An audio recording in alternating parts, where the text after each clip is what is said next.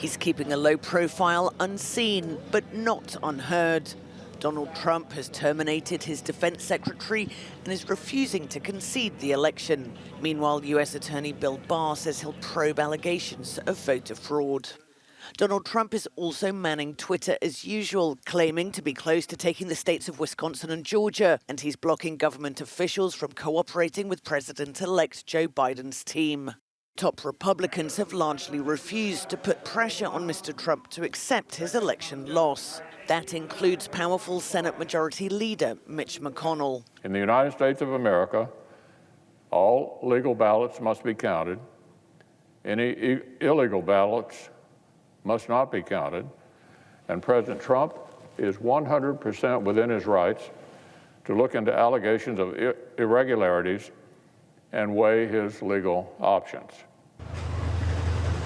Meanwhile, Joe Biden has begun assembling a task force of experts to face the surging coronavirus pandemic when he assumes the presidency in January. This election is over. It's time to put aside the partisanship and the rhetoric that designed to demonize one another. It's time to end the politicization of basic, responsible public health steps like mask wearing and social distancing. Although Donald Trump is not expected to formally concede, he is expected to vacate the White House at the end of his term, albeit grudgingly. Hermione G, Euronews.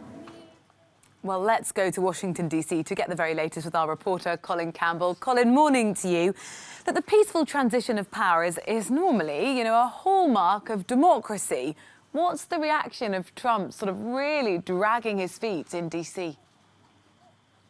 Well, people are waiting to see what happens. Good morning, Rosie. A lot of people are on edge waiting to see whether or not the president will finally concede to the former vice president, President-elect Joe Biden. And one of the reasons why there's so many people that are a bit anxious about this handover is because they don't know when it's going to happen. Some believe that it may not happen at all. The president has not alluded to the fact that he is wishing to concede to the president-elect, and there hasn't been much conversation regarding that. In fact, we've heard that the president is refusing to talk about this, even with his closest advisors. One of them, Jared Kushner, who is reportedly speaking to the president, trying to prepare him for a concession speech. There are even reports that the First Lady, Melania Trump, has also spoken to the president, but he has somewhat dug in to just staying where he is for now until there are allegations of voter fraud that are investigated. Now, we've heard the president talk about voter fraud, how the vote is rigged, how there are different procedures and instances of voter impropriety in states like Pennsylvania. And he's filed lawsuits all across the country trying to fight the vote in various states where he thinks there might have been something that was done wrong. However, these cases, some of them which have already been thrown out, are very light on evidence. And I think that right now he's hoping that more evidence will come up, which will give him grounds to fight the election results. After holding fire for a few days, the U.S. Attorney General and also now the Senate leader have jumped aboard this sort of no concession train. What are they hoping they can achieve, and why now? Well, it seems that right now they are trying to preserve the legacy for the president. This could include relaxing more regulations, environmental regulations, maybe producing another tax cut, or installing more federal judges. These are things that the president has been a part of, something that he really believes will add to his presidency.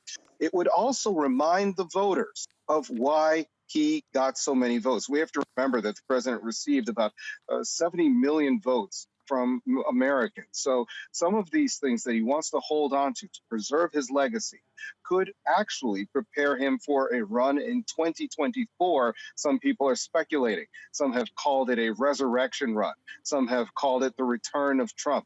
Whatever it is, regardless, the president wants to show that he is going to fight this out. He likes to consider himself as a counterpuncher, one who is not going to go down without a struggle. And I think that to not concede And for Republicans to jump on board with the president and staying right where he is part of this legacy he wants to preserve as someone who wants to consider himself as a champion of the American people, even if there are another half of the population, of the voting population, that believe that the president should step down.